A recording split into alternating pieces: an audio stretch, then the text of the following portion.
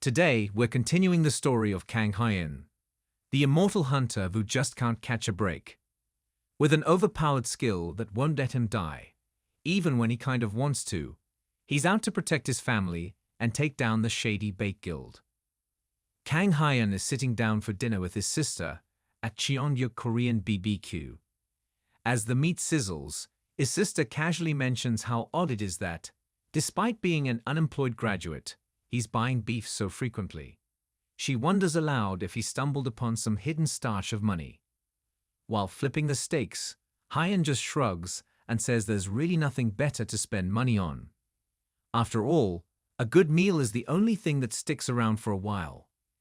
His sister, clearly not impressed with his grilling skills, reaches for the tongs and tells him to let her handle it. With a grin, he hands them over, happy to let her take charge.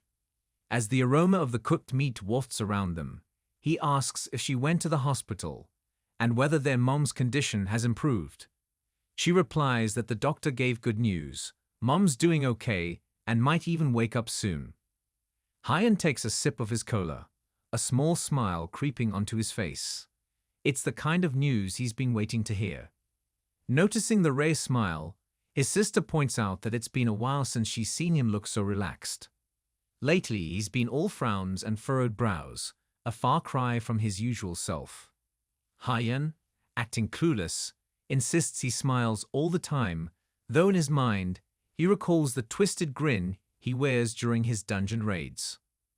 Suddenly, his stomach lets out a loud growl, and he realizes nature's calling. He jumps up from his seat, announcing his urgent need for the toilet. His sister, mid-flip of the perfectly cooked meat, glares at him and asks why he has to run off just as the food's ready, calling him an idiot under her breath. Hyen glances back and shouts that it's an emergency, joking that she probably doesn't understand the struggle of holding it in during a dungeon crawl. His sister rolls her eyes, telling him to watch his mouth and just hurry up before he embarrasses them both any further. After what feels like an eternity, Kang Hyen finally emerges from the restroom, washing his hands and thinking to himself that the experience was comparable to 2 full days of dungeon exploration. As he strolls back towards the table, he spots a man in a suit standing there, talking to his sister. From a distance, he calls out, asking what's going on. The suited man turns, gives a polite bow, and then swiftly walks away. Confused, Kang Hyen sits down and asks his sister, with a smirk, if she just got hunted by someone. She rolls her eyes and tells him to stop with the nonsense.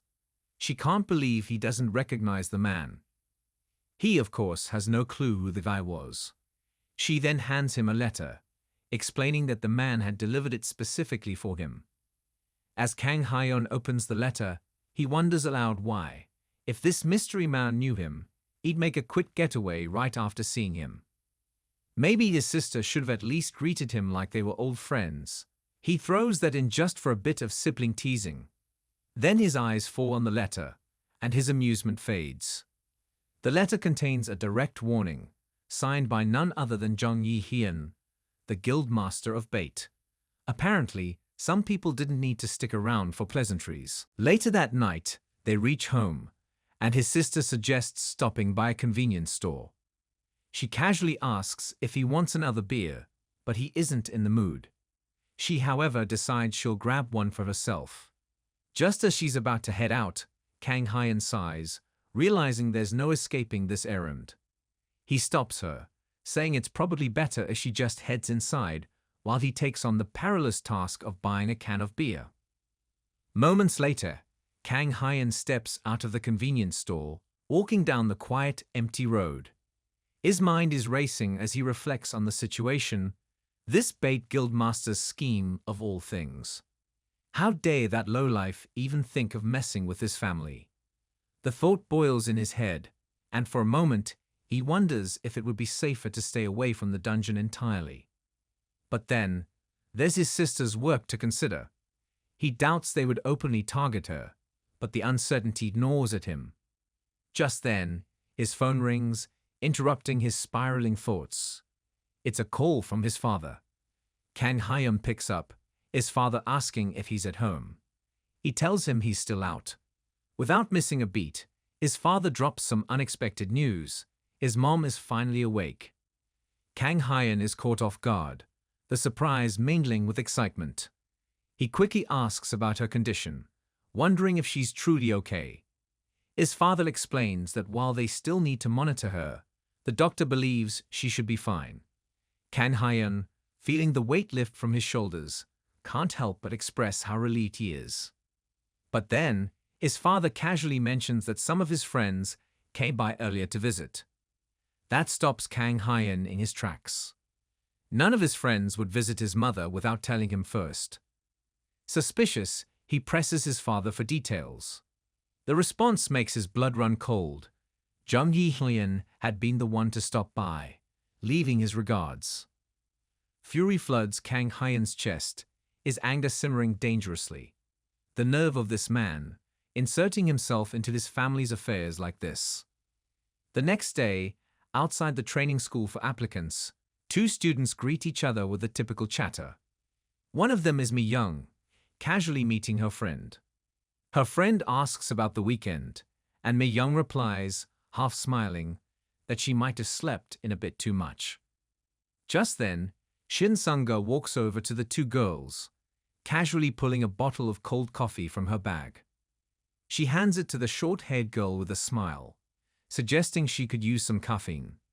The short-haired girl accepts it, mentioning that while Shin Sung-ga doesn't need to do this every time, she's always grateful when she does.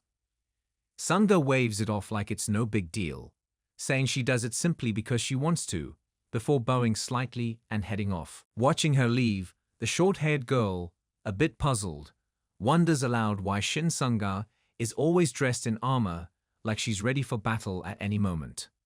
Mi Young shrugs, admitting that Sung-ga might be a little odd, but she's a good person nonetheless.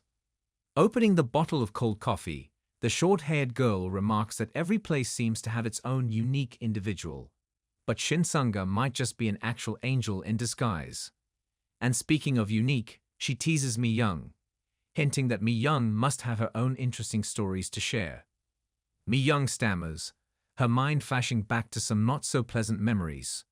She recalls how bad things got, like that one time someone broke their opponent's hand during a sparring match, or how, even at registration, there was a person so intimidating they could have passed as an orc warrior. That person still pops up in her nightmares now and then. Just then, Kang Hyun arrives, moving silently behind Mi Young, watching her with a sly, almost demonic look in his eyes. Mi Young senses something off, turning her head slightly, only to be startled by his sudden presence right behind her. Both girls freeze in fear, their imaginations clearly running wild, with Mi Young even blurting out a plea for the police. Before they can escalate things into a full-blown drama, Kang Hyun calmly raises his hand, attempting to ease the tension. Of course, that only prompts Mi Young to shout for Mr. Kim Yi-yeon to come to their rescue, as if they were damsels in distress. Ignoring the panic, Kang Hyun simply asks where Kim Yi-yeon is, explaining that he needs to find the guy to protect his family. His seriousness doesn't exactly calm the situation, as the girls nervously pull out their phones. Mi Young is already halfway through dialing for backup when she realizes that this strange man is indeed talking about their instructor, Kim Yi-yeon. She explains that the instructor isn't around, since he's just a visiting guest and isn't always on site. Meanwhile, in the meeting room of the Dangun Court, Kim Yi-yeon, the vice guildmaster, is in the middle of giving a presentation.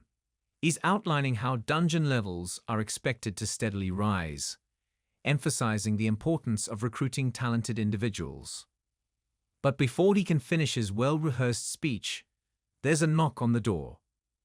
Annoyed by the interruption, he steps over to open it, stating that the meeting is still ongoing. However, the employee standing at the door brings unsettling news. There's a commotion in the lobby, caused by someone who looks like a monster, but apparently, the monster seems to know him. Later, Kang Hyun and Kim Yi-yeon sit across from each other. Kim, with a slight smirk, remarks that although he had mentioned they'd meet again soon, He didn't quite expect it to be under such circumstances. He looks at Kang and, in his usual composed manner, asks what brings him here. Without any small talk, Kang cuts straight to the point. He tells Kim that he wants to hire him, as if it's a casual business proposition. Kim, amused, takes a slow sip from his cup before asking if they're really jumping right into things. He leans in, curious about the details behind the request. Kang explains that the Bait Guild, infamous as they are, has begun targeting his family, and he needs someone to protect them while he deals with the guild. His plan is simple. Kim guards his loved ones, and Kang dismantles the guild from the inside out. Kim, setting his cup down thoughtfully, asks for more clarification.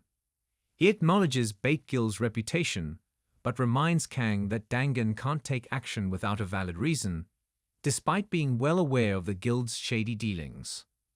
With an almost sinister grin, Kang insists that this is a perfect win-win. Kim safeguards his family, and Kang gets the satisfaction of wiping out the guild. It's the kind of teamwork Kang seems all too happy about. Kim chuckles, noting that Kang is as unyielding as ever. But he can't help but ask why Kang specifically sought him out. Surely it wasn't just because of his affiliation with Dangan. Kang, without hesitation, responds that Kim is the strongest person he knows among all the Awakeners. But Kim presses further, casually bringing up another powerful name, On Yusong. At this, Kang hesitates for a moment, awkwardly dismissing the idea. He wouldn't trust his family with On Yusong. Though his inner thoughts betray him, he doesn't even have the guy's number.